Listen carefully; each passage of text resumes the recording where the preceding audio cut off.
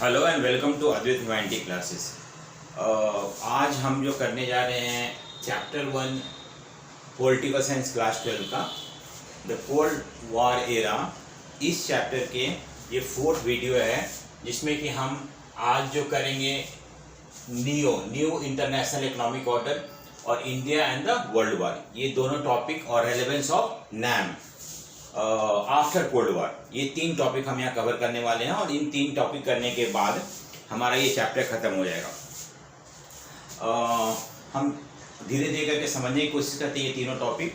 और सबसे पहला जो है हमारा न्यू है। न्यू मतलब न्यू इंटरनेशनल इकोनॉमिक ऑर्डर।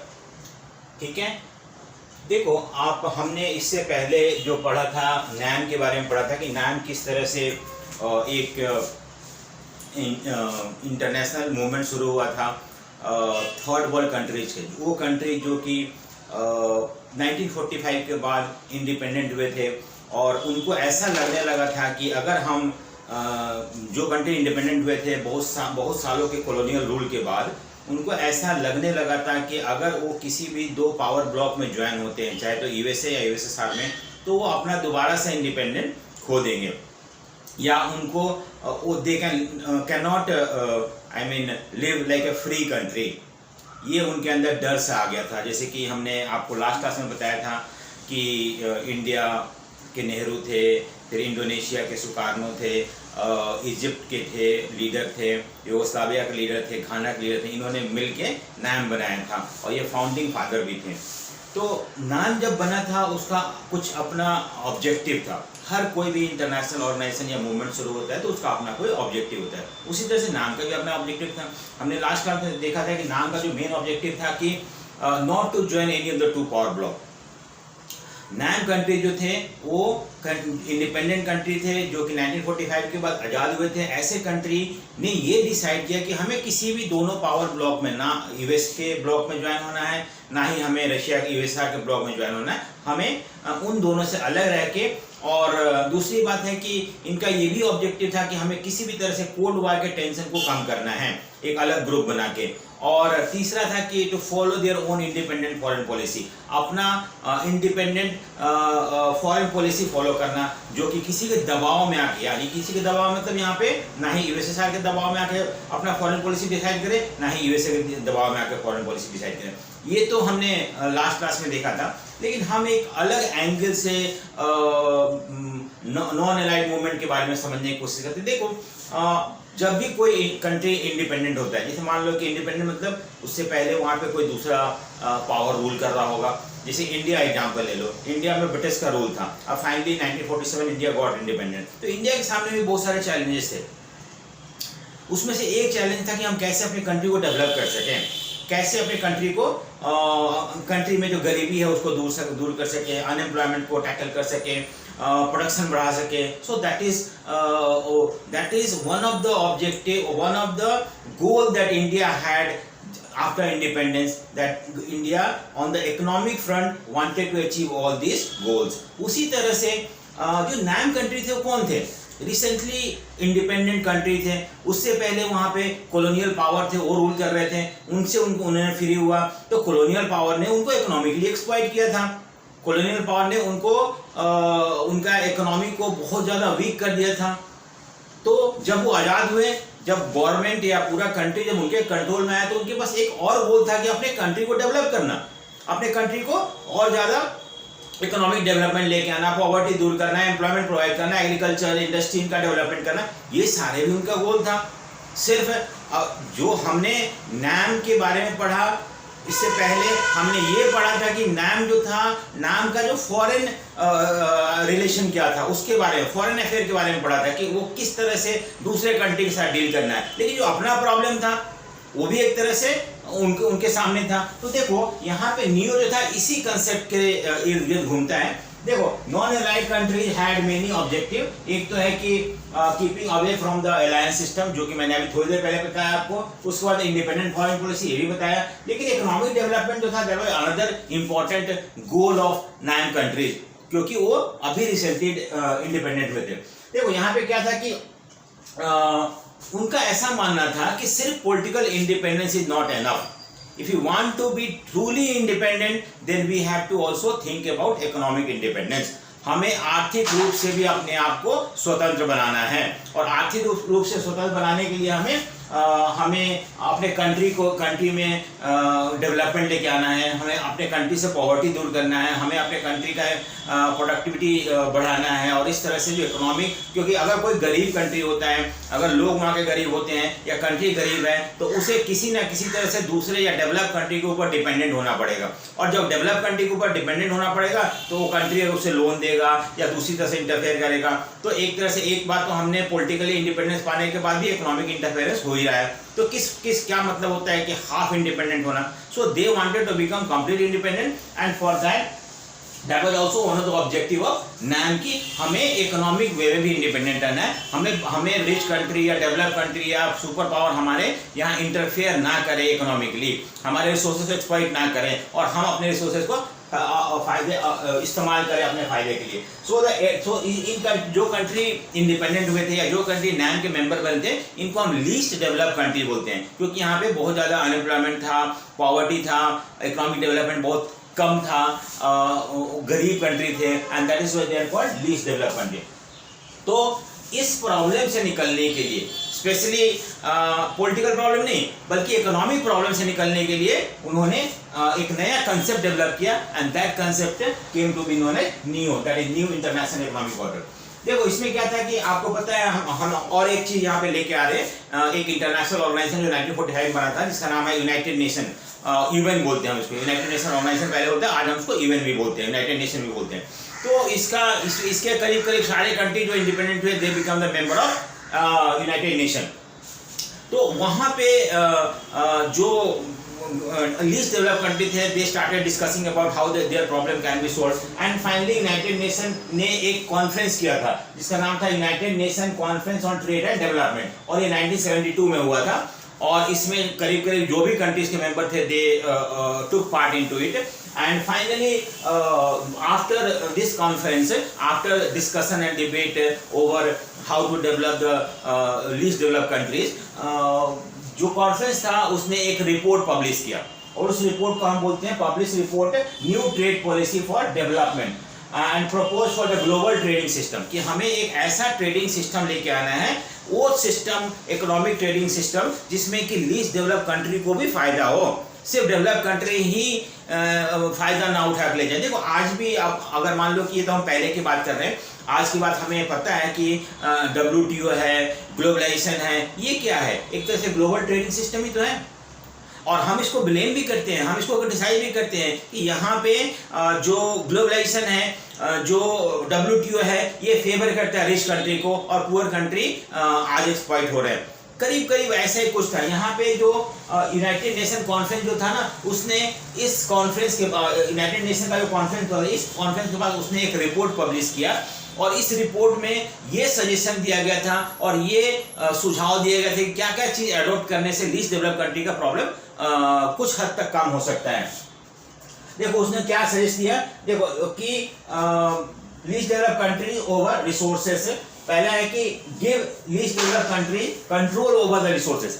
अब जैसे मान लो कि इंडिया है, इंडिया में बहुत सारे रिसोर्सेस है, लेकिन इंडिया के पास टेक्नोलॉजी नहीं है, तो इंडिया क्या करेगा, that India will take the help of developed countries to provide technology, to give them loan so that they can exploit the resources. और जब डेवलप कंट्री इस तरह से हेल्प करेंगे लीस्ट डेवलप कंट्रीज को, तो they will try to interfere into it, और इस तरह से इंटरफेरेंस होगा इकोनॉमिक मैटर में, और कंट्री ट्रूली इंडिपेंडेंट नहीं हो पाएगा। तो इनका ये मानना था, इनका ये सुझाव था कि जो लीस्ट डेवलप कंट्री को अपने रिसोर्सेज ऊपर कंप्लीटली कंट्रोल छोड़ दिया जाए, डेवलप कंट्री उसमें इंटरफेयर ना करे, इसी वजह से वो जैसा चाहे वैसे अपने रिसोर्स को इस्तेमाल कर सके। दूसरा था एक्सेस टू मार्केट। आपको पता है कि यूरोपियन कंट्रीज है या वेस्टर्न कंट्रीज है, उनका मार्केट बहुत डेवलप है, अगर और उन मार्केटों में जनरली डेवलप कंट्री का प्रोडक्ट बेच सकते हैं, लेकिन उन लोग किसी ना किसी तरह से हिंड्रेंसेस डालते हैं, रुकावट डालते हैं, जिससे कि ये प्रोडक्ट वहाँ नहीं पहुँच सके,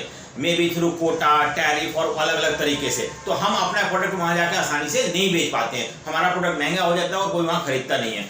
तो इस तरह से हम अपना इन्होंने सुझाव दिया कि यूरोपियन कंट्रीज या वेस्टर्न कंट्री जो है अपने मार्केट को ओपन अप कर दे, जिससे कि least developed countries can go and sell their product and thereby can reap the benefit of those developed market, और इससे प्रॉफिट अर्न कर सके। तीसरा सजेशन क्या था कि reduce the cost of technology from West. देखो डेवलपिंग कंट्री को डेवलप होने के लिए टेक्नोलॉजी चाहिए, और ये टेक्नोलॉजी उनके पास था नहीं। किसके पास था? डेवलप कंट्री पास अच्छे से। आज भी हम देखो इंडिया या बहुत सारे डेवलपिंग कंट्री, डेवलप कंट्री से, जापान से, यूएस से, ब्रिटेन, फ्रांस से, जर्मनी से नए नए टेक्नोलॉजी मंगाते हैं और उसको दे पे देम।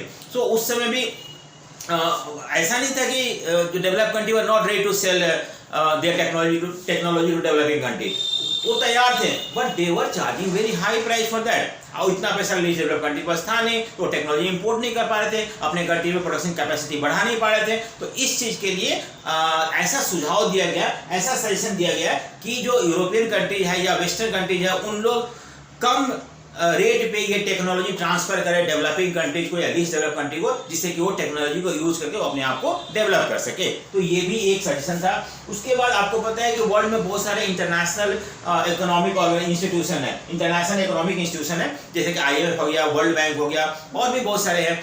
अब इनमें क्या होता है ना कि जो वर्ल्ड बैंक है, IMF है, आपको पता है कि इसमें जो डेवलप कंट्रीज है, USA हो गया, ब्रिटेन, फ्रांस हो गया, जो जितना ज़्यादा कंट्रीब्यूट करता है इसके फंड में, उसका बात का उतना ज़्यादा वैल्यू होता है, और लीस्ट डेवलप्ड कंट्री इसमें कंट्रीब्यूट करते नहीं थे, और इसकी वजह से इनके बात को अहमियत नहीं दी जाती थी। तो इस कॉन्फ्रेंस के थ्रू ये सजेशन दिया गया कि जो लीस्ट डेवलप्ड कंट्री है उनका भी बात, they should also have the access to these international economic institution, और उनका भी बात वहाँ सुना जाए और वो भी पार्टिसिपेट करे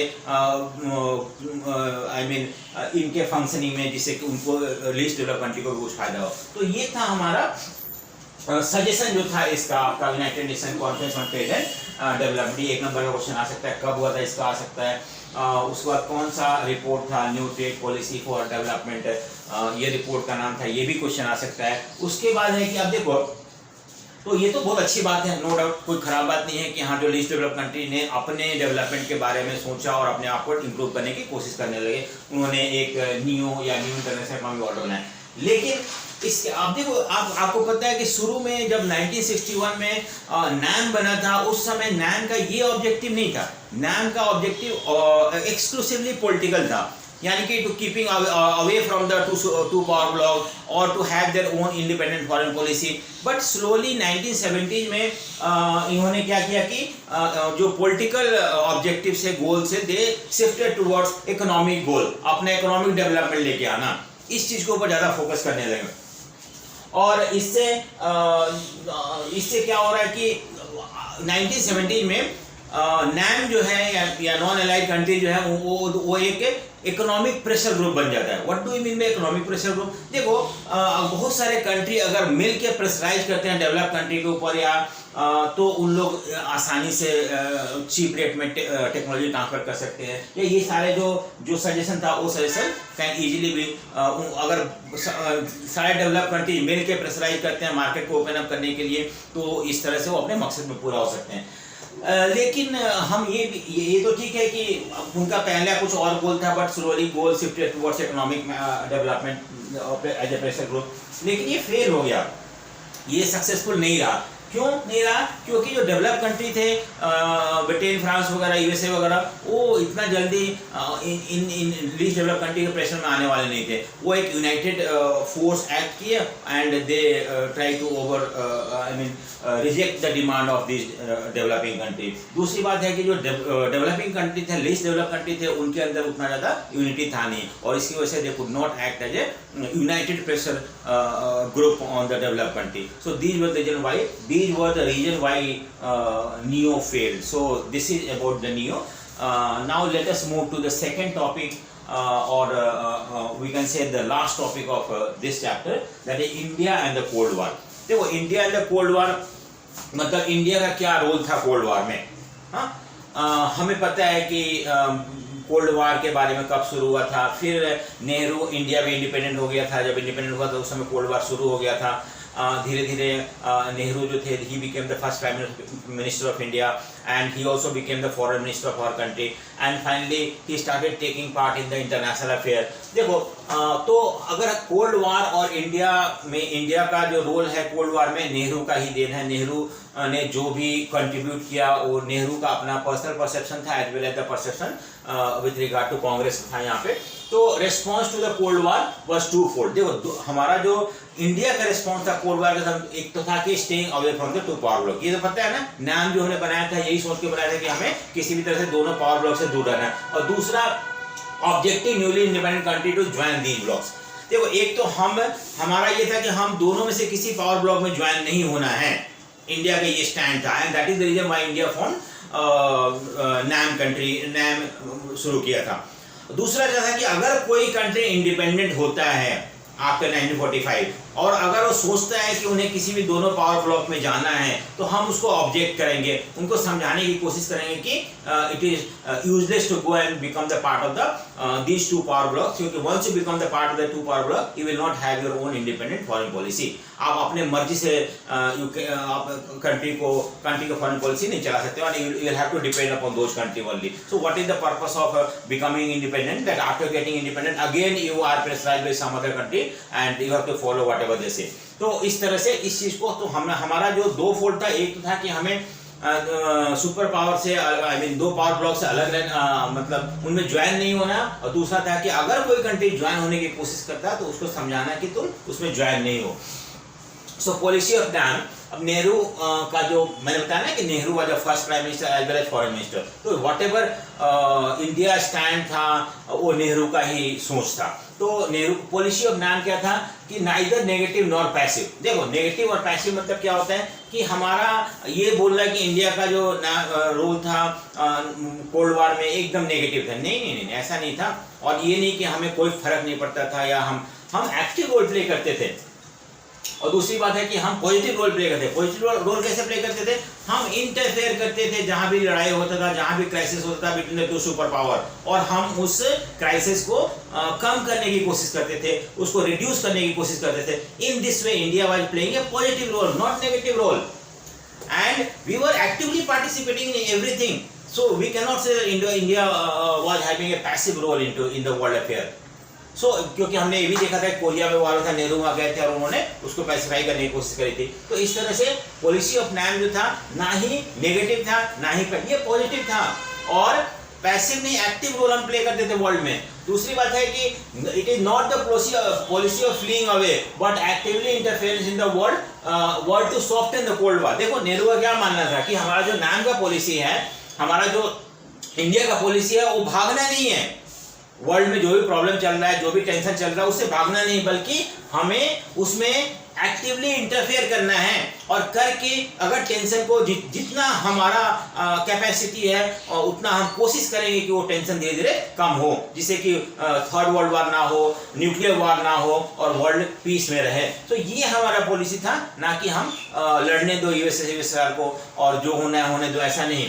we were interfering it and that is why it is called a positive role. It is called an active role, not passive role. So, because we wanted to interfere into the world politics and thereby try to softening the tension of Cold War. So, this was our India's contribution to the world during Cold War period. उसके बाद कैसे करते थे हम? अब मान लो कि हमने ये तो बोल दिया कि हाँ हम कोशिश करते थे। कैसे कोशिश करते थे? What were India doing to reduce the tension of Cold War? देखो एक तो था कि हम मीडिएट करते थे between the to.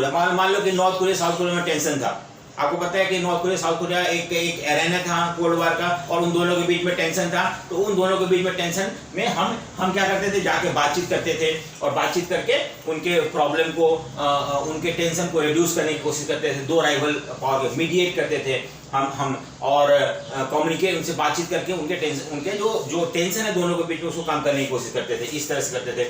Involving other NAM countries in this. देखो हमें ऐसा लगता था कि अगर मान लो कि सिर्फ इंडिया ऐसा करता है तो शायद इतना बड़ा प्रेशर नहीं बन पाएगा और जो टेंशन है कम नहीं हो पाएगा। तो हम चाहते थे कि और भी नैम के कंट्री इस इस इनिशिएटिव में आए और आके प्रेशर करे कि हाँ तुम लोग अपना टेंशन को खत्म कर दो और मिलजुल के शांति से रहो। तो even we were asking other regional power और other NAM country also to in this mission. इस मिशन मतलब to mediate and communicate between the two rival power to reduce the tension, इस मिशन में।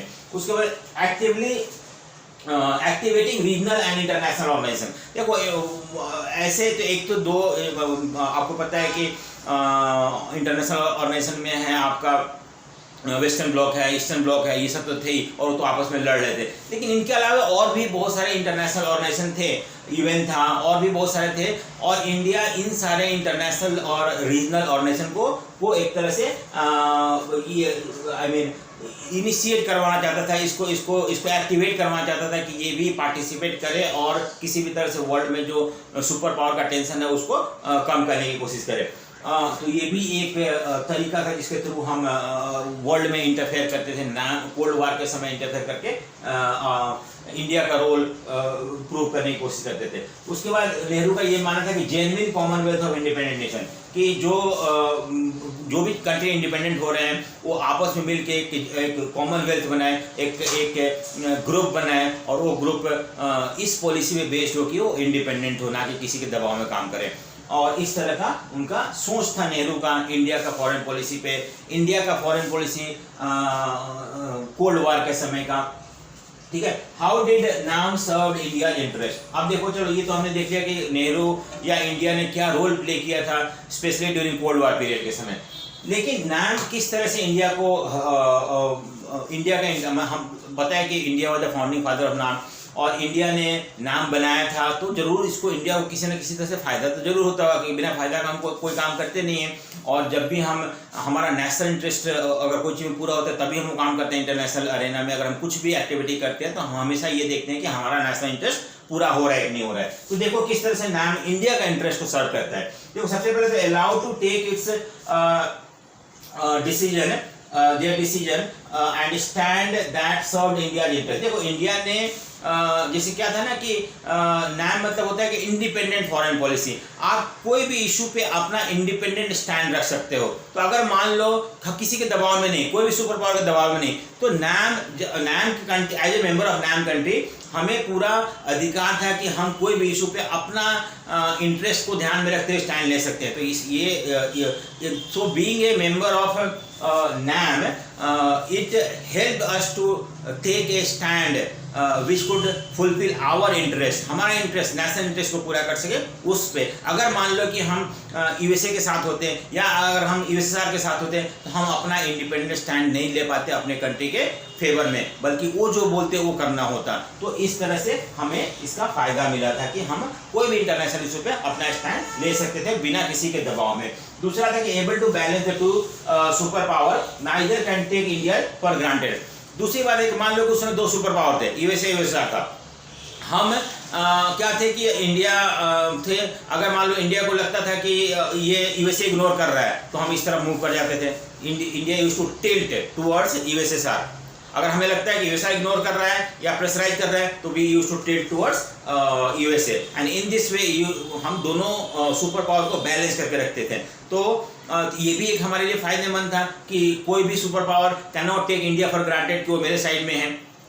सो that is the another advantage that India had. ये दूसरा फायदा जो India के पास था कि able to balance two super power neither can take India for granted. तो इस तरह से ये टू एडवांटेज था being a founding member of NAM. दूसरा था हाउ टू डिसाइड। आप बताओ, अब एक चीज बताओ कि कैसे India being the member of नाम या founding father of NAM has been criticised. कैसे हम इंडिया की आलोचना करते हैं कि नाम का मेंबर होते हुए क्या क्या गलती किया था इंडिया ने। देखो अनप्रिंसिपल्ड, हम बोलते हैं इंडिया का जो नाम का मतलब इंडिया अनप्रिंसिपल्ड था, मतलब कोई भी सिद्धांत को नहीं मानता था। ये कहने की बात है कि India was the member of NAM and believe in the principle of NAM, but ऐसा नहीं था। In the name of national interest could can not take form stand on international issue. मान लो कि कोई भी चीज़ ऐसा हो रहा है, ठीक है, तो हमें उस चीज़ को ऐसे देखना है जैसे कि हम उन दोनों से किसी भी तरह से अटैच नहीं है। लेकिन ऐसा नहीं था।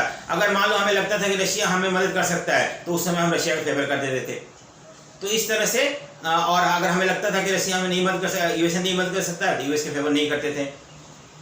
हमें क्या था, नाम मतलब ऐसा कुछ सोच के नहीं आपको अपना स्टैंड लेना है, एज ए इंडिपेंडेंट लेना है बिना कोई दबाव के, लेकिन हम ऐसा नहीं करते थे। जहाँ पे हमें लगता था कि हमारा फायदा हो रहा है, we tilted towards either of the two super power, हम इस तरफ झुक जाते थे, उस तरफ झुक जाते थे, और इस तरह से हमने नाम का फायदा उठाया, ना कि वी रिमेन। जैसे मान लो ना कि बहुत लोग होते हैं ना, बहुत प्रिंसिपल होते हैं, वो उससे हटते नहीं है, उसी पे चलते हैं हमेशा, चाहे कुछ भी हो जाए। लेकिन कुछ लोग होते हैं नहीं नहीं नहीं, यहाँ फायदा मिला अपने प्रिंसिपल से हटके वो फायदा उठाने लगते हैं। वही चीज इंडिया करता था। मान लो कि कहने के तो कि नाम के प्रिंसिपल हम फॉलो करते हैं, लेकिन जहाँ पे हमें लगता था कि हमारा नेशनल इंटरेस्ट यहाँ पूरा नहीं हो रहा है, we use to move away from the principle and try to fulfil our own national interest. So that is why India policy of NAM has been termed as unprincipled. और दूसरा था कि could not take firm stand on the, ये तो मैंने बता दिया आपको। उसके बाद और एक चीज है कि यहाँ पे देखो 1971 में, और एग्जाम्पल के थ्रू हम शो करेंगे कि 1971 में इंडिया ने एक टीटी साइन किया था, friendship with USSR for 20 years. इसको ट्रीटी ऑफ फ्रेंडशिप बोलते हैं, जो कि 20 साल के लिए हमने 1971 में साइन किया था।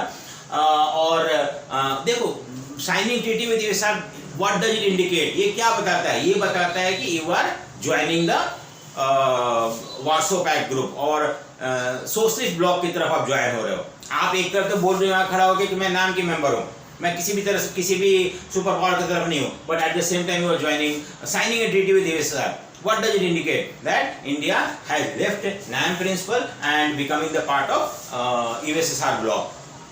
But ये कहना गलत है। अगर मान लो एज ए इंडियन मैं ये चीज़ सोचूं तो इंडिया ने अच्छा किया था ये करके। क्यों अच्छा किया था?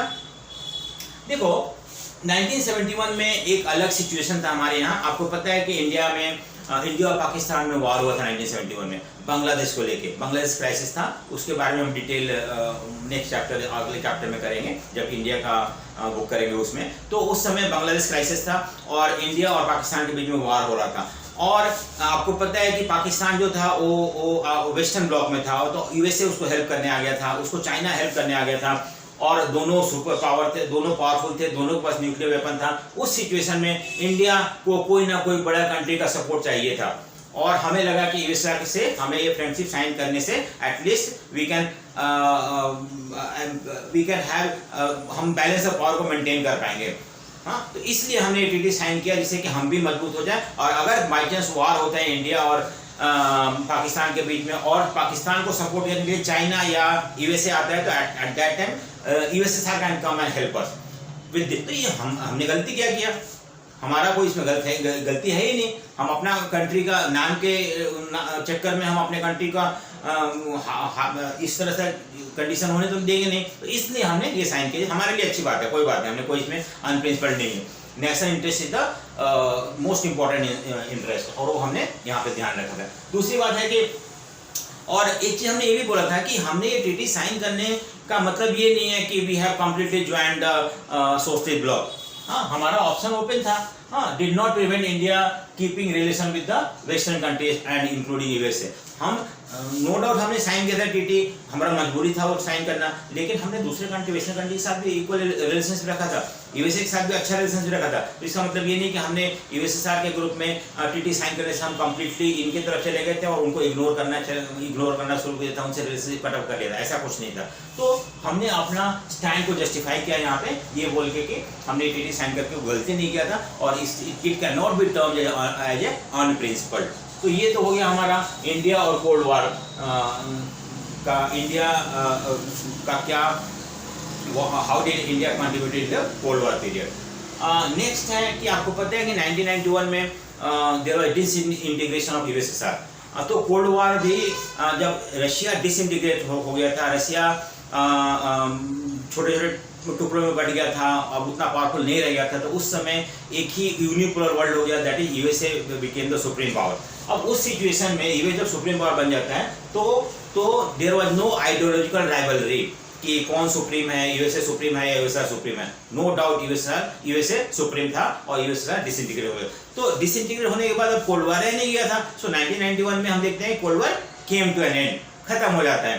तो क्या कोल्ड वॉर के बाद नाम का कोई रेलेवेंस रह जाता है? देखो, नाम कब बनाया गया था? Specially during cold war period. किस लिए बनाया गया था? कोल्ड वॉर का टेंशन को कम करना, बहुत सारे कंट्री को ये दोनों कैंप में ज्वाइन होने से रोकना, या उसी कंटेक्स्ट में बनाया गया था। तो अब तो कंटेक्स्ट ही खत्म हो गया, वो बाइपोलर वर्ल्ड ही खत्म हो गया, तो क्या कोई रेलेवेंस है नाम का आफ्टर 1991? ये भी क्वेश्चन आता है। देखो, नाम जो है based upon values, core values and enduring ideal. इसका कुछ अपना वैल्यूज है, अपना कोई आइडियल्स है जो कि that will continue even after the disintegration of USSR. क्या था?